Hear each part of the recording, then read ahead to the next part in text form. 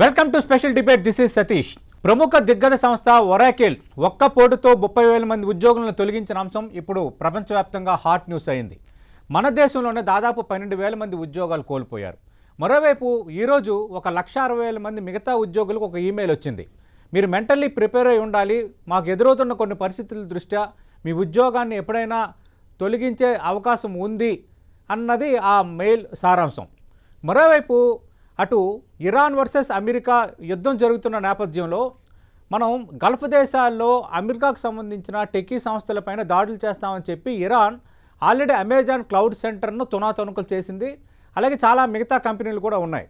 అవసరమైతే underwear C కేబుల్స్ని cut చేస్తామన్న ఒక రకమైన హెచ్చరికలు కూడా యుద్ధం వేళ మనం చూస్తున్నాం. మొత్తానికి ఐటీ కంపెనీలు అలాగే ఐటీ భవిష్యత్తు ఏం కాబోతుంది, భవిష్యత్తులో అటు ఏఐతో పాటు ఈ యుద్ధ భయాలు కానీ మిగతా అంశాలు కానీ ఐటీ రంగాన్ని కుదిపైపోతున్నాయా, ఫ్రెషర్స్ భవిష్యత్తు ఏంటి, వీటన్నిటికి సంబంధించి ఇన్ డీటెయిల్గా మనం మాట్లాడబోతున్నాం. చర్చలో పాల్గొంటున్నారు ప్రముఖ ఐటీ నిపుణులు రవి మేడూర్ గారు, అలాగే ప్రముఖ ఆర్థిక ఐటీ రంగ నిపుణులు గీతానంద్ గారు డిబేట్లో జాయిన్ అవుతున్నారు.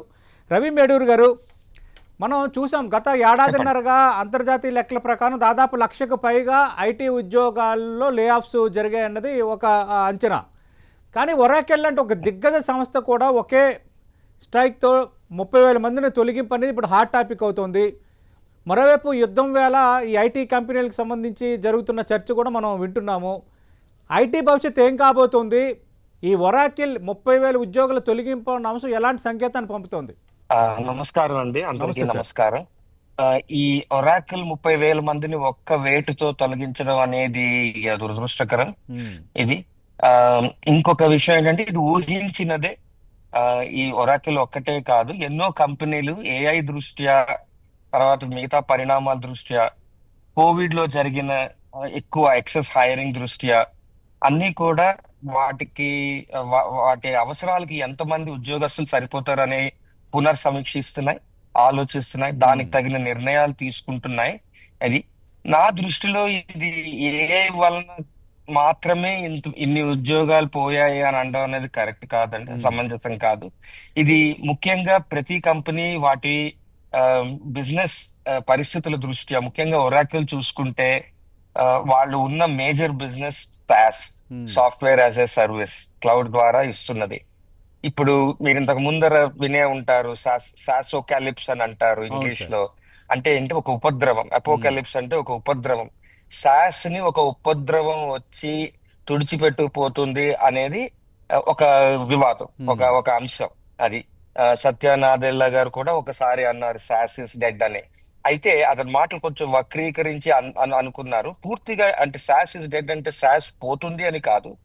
సాస్ యొక్క ముఖ్యమైన విషయం ఏంటి అంటే, ఎన్నో కంపెనీలకి అవసరమైన సాఫ్ట్వేర్ ని నేను క్లౌడ్ లోని దాన్ని హోస్ట్ చేసి అందరికీ ఒకేలాగా నేను అందించడం అనేది సాస్ యొక్క ప్రోడక్ట్ అండి. అయితే ఇప్పుడు ఏఐ ద్వారా ప్రతి వాళ్ళు సాఫ్ట్వేర్ అనేది అతి తక్కువ ఖర్చుతో వాళ్ళకి నచ్చినట్టుగా, వాళ్ళకి తగినట్టుగా దాన్ని సృష్టించడం చాలా సులభమైంది. అంటే the cost of writing software 0 అయింది. ఇప్పుడు ఆ కారణంగా ప్రతి కంపెనీ కూడా వాళ్ళకి కావాల్సిన సాఫ్ట్వేర్ వాళ్ళే తయారు చేసుకోగలిగినప్పుడు క్లౌడ్ నుండి ఆఫర్ చేసిన సాస్ కి డిమాండ్ ఉండబోతుందా అనేది ఒక అంశం. దాని కారణంగా సాస్ కంపెనీస్ అన్ని కూడా వాళ్ళ యొక్క బిజినెస్ ప్రొజెక్షన్స్, వాళ్ళ యొక్క బిజినెస్ ప్లాన్ పునఃసమీక్షించుకుంటున్నాయి. అవి చూస్తున్నాయి మాకు ఇంతకు ముందర జరిగిన గ్రోత్ ఉంటుందా ఉండదని. ఇంకొకటి ఏంటి అంటే, వీళ్ళు ఆఫర్ చేసే లైసెన్సింగ్ చాలా క్లిష్టమైన లైసెన్సింగ్ సాస్. తర్వాత ఒక విధంగా ఎక్కువగా కూడా తీసుకుంటున్నారు. అంటే ఇప్పుడు ఒక పర్ పర్సన్ గానీ, పర్ సీట్ గానీ, లేకపోతే హోస్ట్ చేసినప్పుడు పర్ కంప్యూట్ గానీ, ఆ సాస్ యొక్క కాస్టింగ్ కూడా కొంచెం ఎక్కువగా ఉంటుంది అని అనుకోవచ్చు. ఏంటంటే మీరు ఎకనామిక్స్ లో వినే ఉంటారు, సాస్ కి మార్జినల్ కాస్ట్ 0 అండి. అంటే నేను ఒకరి కోసం తయారు చేసినది రెండో వాళ్ళకి అందిస్తున్నప్పుడు ఆ రెండో వాళ్ళకి నేను పెట్టే ఖర్చు చాలా తక్కువ. నేను ఒకరికి చేసినా 100 మందికి చేసినా ఒకటే. ఎకనామిక్స్ లో ఒక సూత్రం ఉందండి, మార్జినల్ కాస్ట్ 0 అయినప్పుడు ప్రైస్ అలా పడుతూనే ఉండాలి అనేది. కానీ అలా జరగలేదు. ఆ ప్రైస్ అలా ఎక్కువగానే ఇన్నాళ్ళు ఉంచారు. ఇప్పుడు ఏఐ కారణంగా దాన్ని ప్రశ్నిస్తున్నారు అందరూ, ముఖ్యంగా వినియోగదారులు ప్రశ్నిస్తున్నారు, మీరు ఇంత లైసెన్స్ ఎందుకు తీసుకుంటున్నారు ఇప్పుడు అనేది. సో ఆరకిల్ నా దృష్టిలో ఏంటి అంటే వాళ్ళ ప్రైమరీ ప్రోడక్ట్, వాళ్ళ మెయిన్ ప్రోడక్ట్ సాస్ ప్రోడక్ట్స్ కనుక రైట్. ఈ కారణంగా ఆ సాస్ ప్రోడక్ట్స్ మీద వాటి యొక్క అవసరం, వాటి యొక్క ప్రైసింగ్ రెండిటి మీద ఒత్తిడి ఉంది కనుక వాళ్ళ బిజినెస్ ప్లాన్లు రివైజ్ చేసుకొని దానికి తగినట్టుగా ఇంతమంది మనకు అవసరం లేదు అనుకొని లే ఆఫ్ చేశారు అని నేను అనుకుంటున్నా. ఇది ఒకటే కాదు, ఓకే. కోవిడ్ లో జరిగిన ఎక్సెస్ హైరింగ్, మిగతా వాళ్ళ ప్రయారిటీ బట్టి ఇప్పుడు ఆరకల్ ఉంది అంటే స్టార్ లింక్ అనే ఒక పెద్ద ప్రోగ్రామ్ లో వాళ్ళు భాగం అండి. అవును. అది స్టార్ గేట్ అనే ప్రోగ్రామ్ లోని. స్టార్ గేట్ అనేది ఒక $500 billion data centre capacity investment, అందులో ఆరకల్ ఒక భాగం. సో వాళ్ళు ఇప్పుడు వాళ్ళ దగ్గర ఉన్న ఫండ్స్ అంతటిని కూడా డేటా సెంటర్స్ మీద వినియోగిస్తున్నారు. ఓకే. సో ఆ రీప్రయారిటైజేషన్ ఆఫ్ వాళ్ళ ఇన్వెస్ట్మెంట్ ప్రకారంగా కూడా పాత బిజినెస్ లో ఉన్న దాన్ని తగ్గించి ఆ మనీని తీసుకొని ఈ స్టార్ గేట్ ప్రాజెక్ట్ లో పెడదామని కూడా అనుకుంటున్నారు. రైట్. ఈ కారణంగా ఆరకిల్ ఈ లే ఆఫ్స్ చేసింది అని నేను అనుకుంటున్నాను. ఓకే. ఇదే అందరికీ వర్తిస్తుంది అంటే కొన్ని చాలా మట్టుకు SaaS కంపెనీస్ కి తప్పకుండా వర్తిస్తుంది. ఇంతే పరిమాణంలో ఉంటుందా అంటే ఇంత ఉండకపోవచ్చు. 40% ఒకేసారి తీయడం అనేది రైట్. ఎప్పుడు వినందండి ఈ ఇండస్ట్రీలోని. రైట్. కనుక ఈ పరిమాణంలో ఉండకపోవచ్చు, కానీ కొంతవరకు అయితే ఒత్తిడి ఉంది. రైట్. గీతానంద్ గారు, ఒకవైపు ఏఐ బాంబు మనం గతంలో కూడా మాట్లాడుకున్నాం, ఇప్పుడు లేటెస్ట్గా యుద్ధం బాంబు, మరోవైపు ఒరాకిల్ లాంటి ఒక దిగ్గజ సంస్థ తీసుకున్న ఒక అనూహ్య నిర్ణయం. అంటే లే ఆఫ్లు ఉంటున్నాయి కానీ ఒక్కసారిగా 40% మందిని తీసేయడం అనేది ఒక్కసారిగా అందరికీ షాక్ గురి చేసింది. ఐటీ భవిష్యత్తు ఏం కాబోతోంది? ఒకప్పుడు ఐటీ ఉద్యోగాలు అంటే ఒక మోజు, కంప్యూటర్ సైన్స్ కోర్సులు అంటే ఒక గిరాకీ, ఒక మోజు. ఇప్పుడున్న పరిస్థితి ఏంటి? ఒక అంచనా, మీరు కూడా ఒక ఐటీ కంపెనీని నడిపిన అనుభవం ఉన్న వ్యక్తిగా ఏం చెప్తారు? ఓవరాల్ గా చూస్తే ఆరకిల్ రాత్రికి రాత్రి ఒక్కసారిగా ఒక 30,000 మంది ఎంప్లాయీస్ ని 18% ఆఫ్ దేర్ వర్క్ ఫోర్స్ ని ఒకేసారి తీసేసింది. ఎక్కువగా ఇంపాక్ట్ అయింది ఎక్కడంటే ఇండియా. తీసేసిన 30,000లో 12,000 మంది ఇండియాలో ఉన్నారు. అంటే ఆల్మోస్ట్ 40% ఇండియా నుంచి లే ఆఫ్ చేశారు. సో ఇందాక మిత్రుడు చెప్పినట్టు స్టార్ గేట్ ప్రాజెక్ట్ కోసం 300 బిలియన్ ఫండింగ్ ఏ ఇన్ఫ్రాస్ట్రక్చర్ మీద చేయాల్సి రావడము, మ్యాసివ్ గా కూడా ఆర్టిఫిషియల్ ఇంటెలిజెన్స్ ఇన్ఫ్రాస్ట్రక్చర్ మీద వీళ్ళు ఎక్కువగా క్లౌడ్ కంప్యూటింగ్ మీద వీటి మీద పెట్టుబడులు పెడుతుండడంతో లేబర్ కాస్ట్ తగ్గించుకోవడానికి కాస్ట్ రీఅలైన్మెంట్ కోసం ఇటువంటి చర్యలు తీసుకున్నట్టుగా మనకు అర్థమవుతోంది. ఈ ఒక్క సంవత్సరమే $50 బిలియన్ క్యాపిటల్ ఎక్స్పెండిచర్ మనకి చూస్తే ఆర్కిల్ పెట్టినటువంటి పరిస్థితి. దాంతో పాటుగా ఈ ఆపరేషనల్ ఎఫిషియన్సీ కోసం ఏఐ కోడింగ్, ఆటోమేషన్ టూల్స్ ఎక్కువ రావడంతో ఈ చిన్న ఇంజనీరింగ్ టీమ్స్ చేసేటువంటి వర్క్స్, స్మాల్ వర్క్స్ అన్ని కూడా వాళ్ళకి ఈజీ అయిపోవడంతో ఈ లే ఆఫ్స్ కి ఇంకొక కారణం కింద చెప్పుకోవచ్చు. సో ఫైనాన్షియల్ ప్రెషర్ కూడా ఎక్కువ ఆర్కిల్ ఫేస్ చేస్తున్నటువంటి పరిస్థితి. ఫ్రీ క్యాష్ ఫ్లో దాదాపుగా 24.7 బిలియన్ కి డ్రాప్ అయింది, నెగటివ్ లోకి వెళ్ళింది. సో ఇవన్నీ కూడా ఇన్వెస్టర్స్ నుంచి ఒత్తిడి ఉంది. సో రీస్ట్రక్చరింగ్ ప్లాన్స్, ఇంకా సో మెనీ రీజన్స్, వాళ్ళకున్నటువంటి కంపెనీకి నడుపుతున్నటువంటి రీజన్స్, చాలా రీజన్స్ తో ఈరోజు ఈ నిర్ణయాన్ని తీసుకున్నారు. దీంతో పాటుగా మరోపక్క ఏఐతో మీరు చిన్న చిన్న టూల్స్ దగ్గర నుంచి, యాప్స్ దగ్గర నుంచి కావాల్సిన బిజినెస్ ఫంక్షన్స్ దాకా కోడింగ్ అనేది ఈజీ అయిపోయింది. సెకండ్స్ లో యాప్స్ డెవలప్ చేసేటువంటి పరిస్థితి వచ్చింది. ఒకప్పుడు ఒక యాప్ డెవలప్ చేయాలంటే నెలబట్టేది ఇప్పుడు గట్టిగా కూర్చుంటే ఒక రోజులో ఏఐ చేతిలో అయిపోతా ఉంది. అయితే ఇలానే ఉంటుందా పరిస్థితి? ఇంతే భయంకరంగా ఉంటుందా అంటే ఉండకపోవచ్చు. చూడండి, టైప్ రైటర్స్ వచ్చినప్పుడు మన వాళ్ళు చాలా మంది గుమస్తాలు, చేతి రాత రాసేవాళ్ళు మా ఉద్యోగాలు పోయాయి అనుకున్నారు, ఇద్దరు పని ఒకటే చేస్తున్నారు అనుకున్నారు. కంప్యూటర్లు వచ్చినప్పుడు ఇండియాలో దానికి మన కంప్యూటరీకరణకు వ్యతిరేకంగా ప్రభుత్వ ఆర్గనైజేషన్స్ స్ట్రైక్లు అక్రాస్ నేషన్, ఈవెన్ ఎల్ఐసి కూడా చేసింది. సో అలానే ఆ తర్వాత ఏమైంది, ఎక్కడ ఉద్యోగాలు తగ్గాయా, పెరిగాయి. ఇప్పుడు కూడా ఏఐ వల్ల తాత్కాలికంగా డ్రాప్ అవుతుంది, కాకపోతే టెక్నాలజీ మైగ్రేషన్ అలాగే వాల్యూ మైగ్రేషన్ ఒక చోట ఇంకో చోటకు మారుతుంది. కొత్త ఆపర్చునిటీస్ దాంట్లోంచి పుట్టుకొస్తాయి, అదే ఏఐని యూజ్ చేసుకోవడం వాటి నుంచి. అయితే ఈ రొటీన్ జాబ్స్ ఉండవు, చిన్న చిన్న జాబ్స్ ఇవి ఉండవు, హైలీ స్కిల్డ్ గేమ్ అవుతుంది. సో స్కిల్ ఎక్కువ ఉన్న వాళ్ళకి మనకి ఉద్యోగాలు ఉంటాయి. ఫర్ ఎగ్జాంపుల్ ఇప్పుడు ఏఐలో మనం డేటా సైన్స్, ఎంఎల్ ఇవి డెవలప్ చేయడం అంటే ఏదో అది 4 లైన్ల కోడ్ కాదు.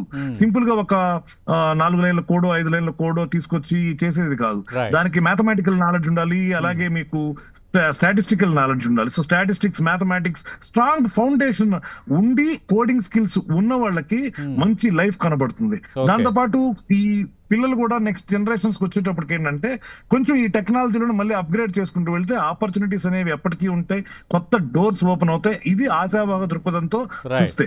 అయితే తాత్కాలికంగా ఈ మైగ్రేషన్, ఈ సంధి పీరియడ్ లో, ఈ సంధి కాలం అంటారు కదా, దీంట్లో మాత్రం కొంత ఉద్యోగాలు పోయేటువంటి అవకాశం ఉంటుంది, కొంత ఎకానమీ కూడా మనకి వెనక్కి వెళ్ళేటువంటి అవకాశం ఉంటుంది. కొద్ది రోజులు ఇప్పుడు ఐటీ ఉద్యోగులే హైలీ పెయిడ్ జాబ్స్, స్పెండింగ్ అంతా వాళ్లే.